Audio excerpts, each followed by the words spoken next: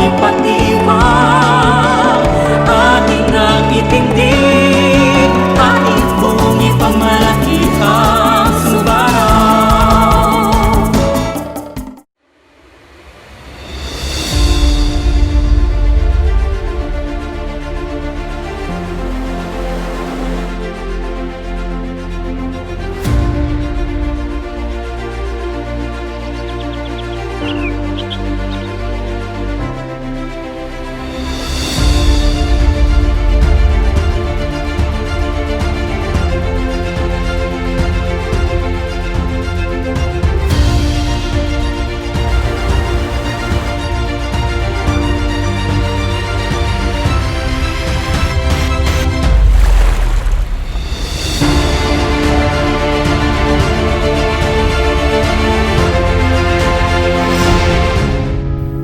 Ang kasiyahan ay napalitan ng katahimikan. Ang sigla ay napalitan ng pangamba. Tila tumigil ang ating mundo at hindi alam kung paano magpapatuloy ang kwento.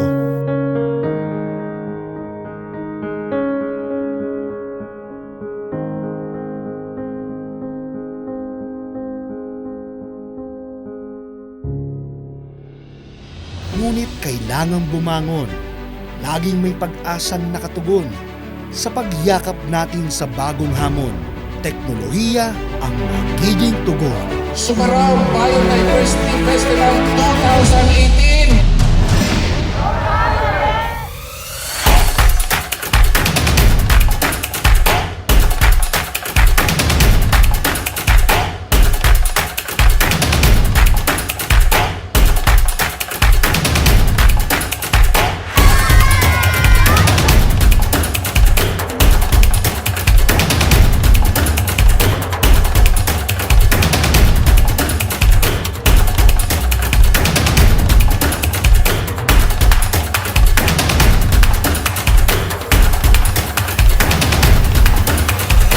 Subaraw Biodiversity Festival 2019.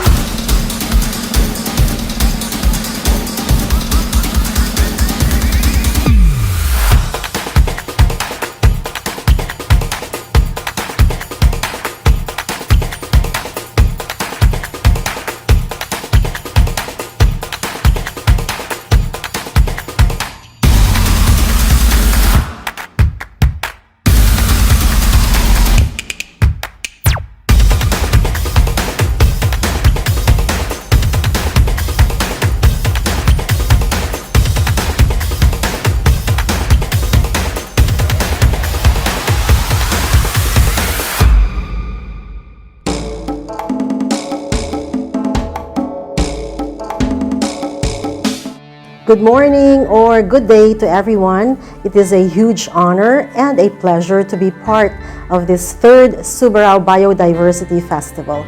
In spite of, and perhaps more so because of, this COVID-19 pandemic that we are going through, our celebration must go on, albeit just virtually.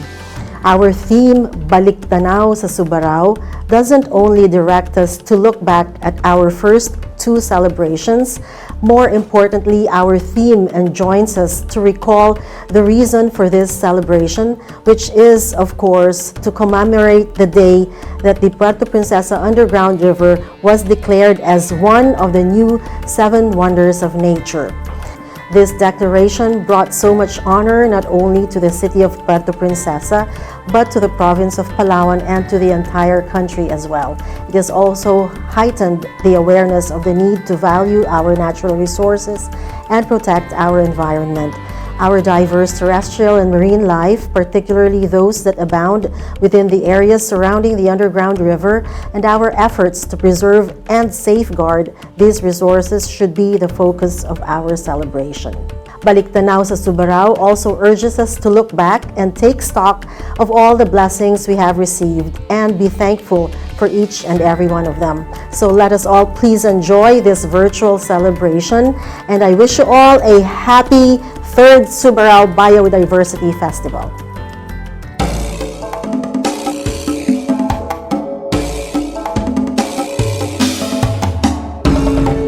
On behalf of the Department of Environment and Natural Resources, allow me to extend our warmest greetings to everyone as we celebrate the 3rd Subaraw Festival, which commemorates the promulgation of the Puerto Princesa Underground River as one of the new 7 wonders of nature on November 11, 2011. Obviously, our celebration today is different from the ones we held in the past 2 years. The COVID-19 pandemic prevented us to be physically together. Nevertheless, technology can bridge our geographical distances, and because of our shared commitment, it is still possible for us to join forces and pursue what we have started when we launched this activity. Today, we will revisit the highlights of the 2018 to 2019 Subaraw Festival, and in the process, exalt the world-renowned underground river and pay tribute to the men and women who made it their mission to uphold the welfare of this treasured body of water. I am certain that we will gain something as we look back and trace our first steps. As the saying goes, we have to learn from the past in order for us to prepare for the future. That of a well-conserved and more exciting Puerto Princesa Underground River. Salamat po at isang makalikasang araw sa ating lahat.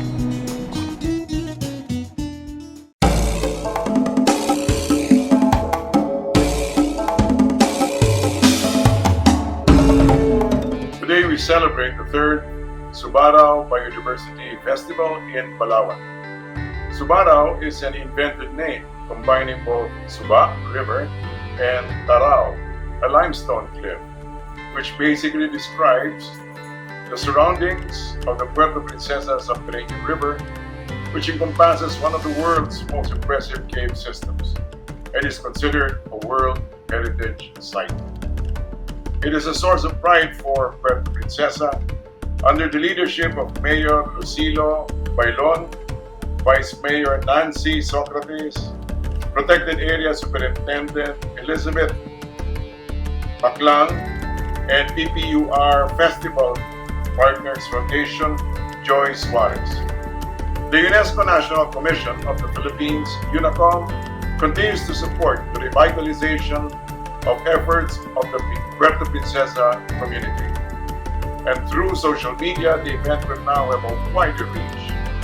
This is an admirable effort towards making the most of this crisis. And we know that every crisis presents its own opportunity. To Puerto Princesa and the Subaraw Festival, mabuhay from UNACOM.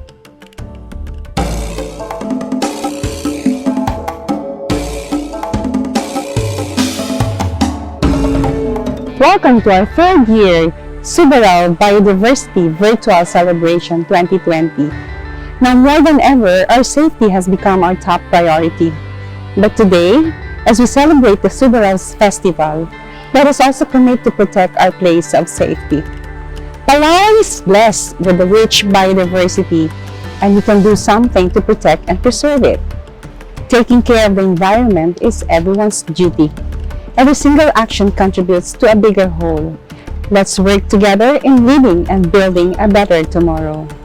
Today, as we continue to endure life's struggles, we should also strive to find strength in the stories of unity and hope from various people and organizations who continue to show support and commitment in saving lives.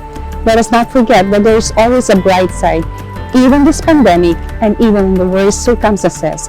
Hope exists. Tara na! Ating balikan ang Subaraw Biodiversity Festival!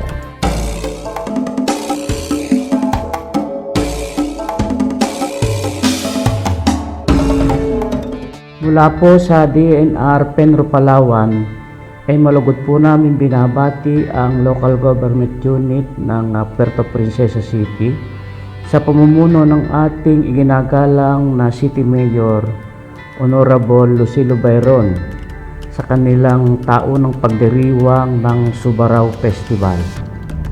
Ito po ay kaugnay sa di lamang mayaman at mataas na biodiversity, kundi masasabi nating unique at special na katangian ng mga samot-saring buhay at likas yaman na matatagpuan dito sa Palawan, partikular po dito sa Puerto Princesa City. Ang ating pong ipinagmamalaki sa buong mundo, ang Puerto Princesa Subterranean River National Park and World Heritage Site. Ito nga po ang ating underground river na nagbigay po ng malaking karangalan at pagkilala sa Puerto Princesa City at sa buong Palawan ng buong mundo. In terms of unique biodiversity at state-of-the-art tourism industry. Kaya nga po isang malaking karangalan na ang Palawan ang tinaguriang the best island in the world. Ang pagdaraos at pagdiriwang po ng Subaraw Festival ay napapanahon upang lalong mapangalagaan, mapagyaman at maging sustainable ang ating mga natatanging likas yaman at samut-saring buhay sa pamagitan ng pagtutulungan ng mga Palawenyo. Sa kabuuan, ito'y magsisilbing isang epektibong information, education, and communication campaign para sa lahat upang lumahok at makiisa sa pangalaga ng ating kapaligiran at likas na yaman. Marami pong salamat. Mabuhay ang Palawenyo at gabayan tayo ng dakilang lumikha.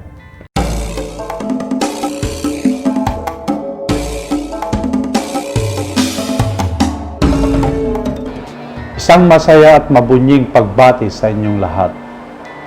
Pagamat tayo ngayon ay nasa kaibang sitwasyon dulot ng pandemya ng COVID-19, ay marapat pa rin na ating gunitain at pagdiwang ang okasyon ng ika-3 taon ng Subaraw Biodiversity Festival ngayong taong 2020 na may temang Balik Tanaw sa Subaraw. Sana ang panahon ng pandemya ay nagsilbing pagkakataon upang lahat tayo ay nakapagnilay na ang ating palang Puerto Princesa Subterranean River National Park ay maraming hanap buhay na binibigay tulad ng tour guiding, van rental, boat rental, souvenir shops, hotels and pension, pagsasaka at pangisda, pagkikinabang sa mga likas yaman at marami pang iba. Na dahil sa pandemya ay nawala ito lahat at marami ang nawalan ng trabaho at naapektuhan. Na napakalaki pala ang ating benepisyong tinatamasa dahil binigyan tayo ng ating likha ng isang natatanging Puerto Princesa Subterranean River National Park. Dahil dito, ako ay taus-pusong nagpapasalamat sa lahat na papangalagaan at maprotektahan ang ating kalikasan at kapaligiran ang Puerto Princesa Subterranean River National Park. Dito, nais nating imbitahan ang lahat ng manood ng virtual Subaraw Festival sa November 2 to 11, 2020 sa pamamagitan ng YouTube at Facebook account ng Subaraw and City Government ng Puerto Princesa. Maraming salamat sa City Government sa pangunguna ng ating kagalang-galang na Mayor Lucilo Rodriguez Bayron. Mabuhay po tayong lahat, kaya natin to.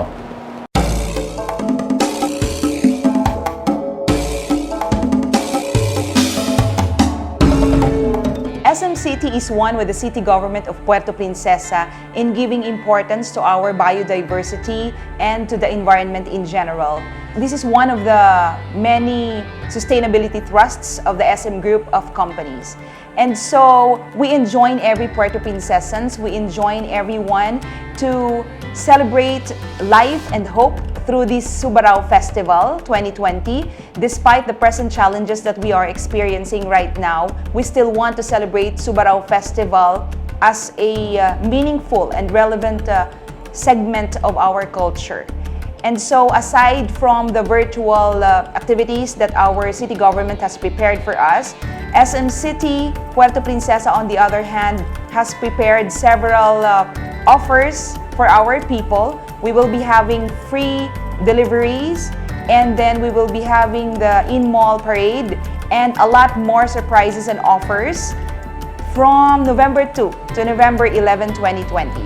And while doing so, we still want to convey to the public that we want to give them the best, the cleanest, and the safest mall that they deserve, where they can avail the best services and products that they deserve.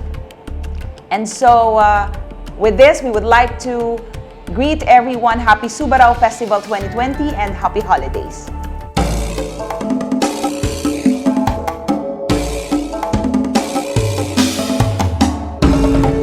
Mapagpalang araw sa inyong lahat mula sa pamunuan ng NCCC. Sa pagpasok ng buwan ng November ay ating isa-celebrate ang ika-3 Subaraw Biodiversity Festival na ginaganap taon-taon sa ating lungsod ng Puerto Princesa.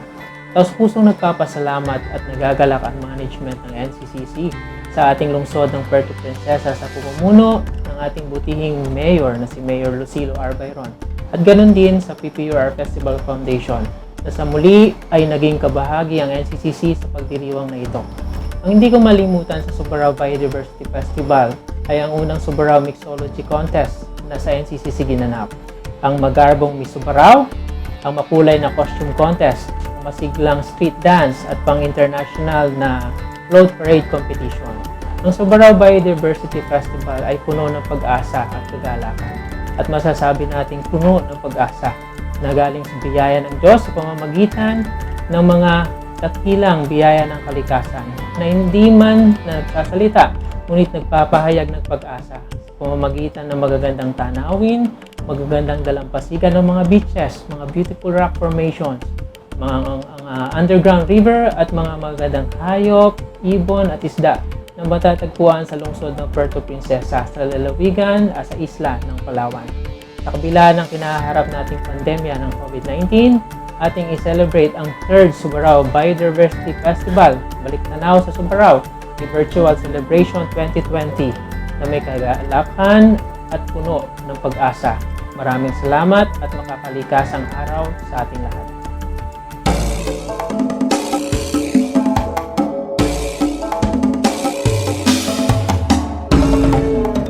Robinson's Place, Palawan is one with you all in celebrating the much-awaited Subaraw Biodiversity Festival.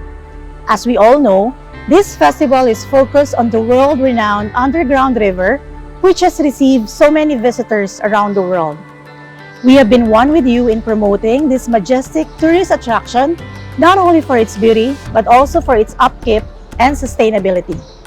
We are currently in pandemic, but this is not a showstopper for Robinson's Place, Palawan to extend its utmost cooperation and support with the city government of Puerto Princesa in their collective efforts to make Puerto Princesa a most desired destination in the Philippines. Robinson's Place, Palawan will always be Subaraw Festival's second home. Mabuhay ang Palawan! Mabuhay ang Puerto Princesa! Merry Christmas po and a blessed New Year to all!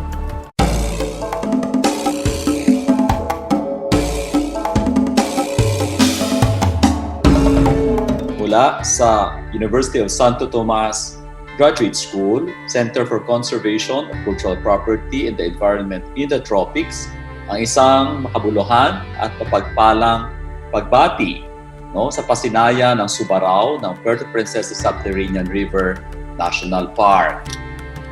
Because of COVID-19 pandemic, we are celebrating in isolation of our homes, to our laptop technologies, and actually very far from nature. This is a celebration of biodiversity, but ironically, it has made us detach ourselves from the very essence of our environment. The COVID-19 has taught us how nature could strike back because of our environmental irresponsibility, and at the same time because of our greed and avarice for our resources. Let us always remind ourselves that Subaraw is a celebration not only of our nature caring, but also for us, it should always be life-sustaining. So because of this, once again, we greet you. Una-una po, mabuhay. At susunod, makabuhay. Ito po si Eric Zerudo ng USDG SCCC PET. Maraming salamat po.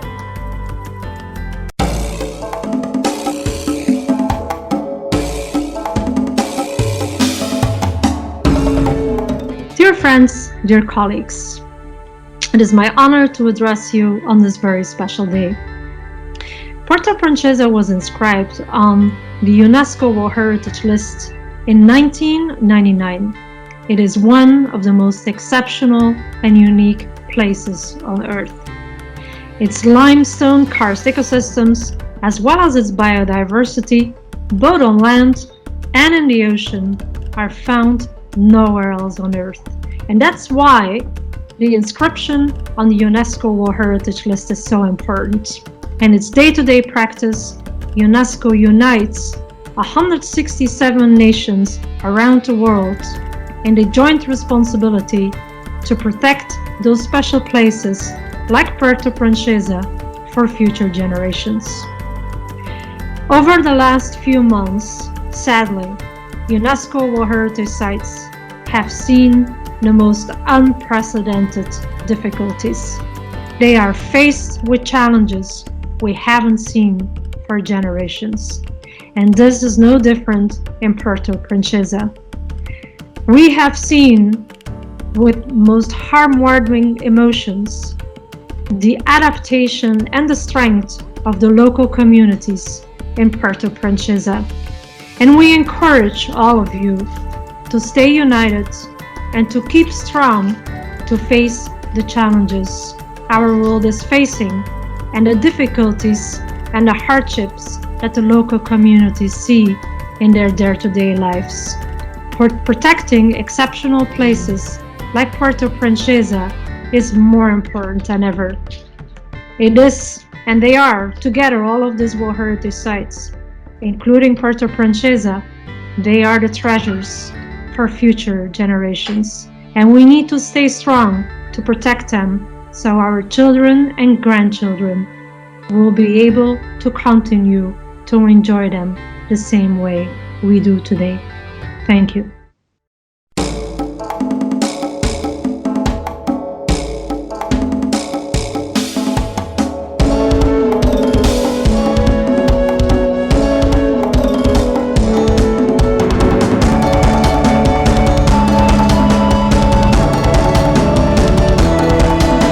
Nakikita mo ba mahiwagang kalikasan, natatagong kayamanan, ngayon'y malinaw na nasisilayan.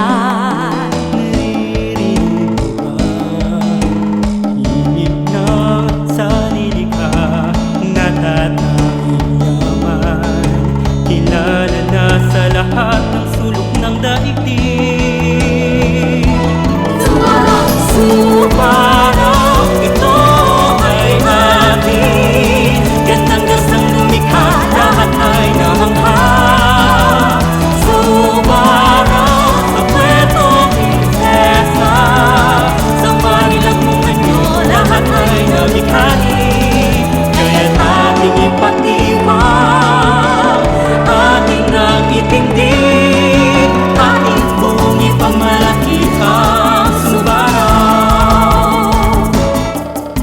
Natatanaw mo ba, ilog na dumadaloy Sa loob ng malaong yungin, natatanging biyaya sa ating bayan. Subaraw, ito ay ating gandang Diyos ang lumikha, lahat ay namangha. Subaraw, sa Puerto Princesa, sa Manila't Montaño, lahat ay namikha.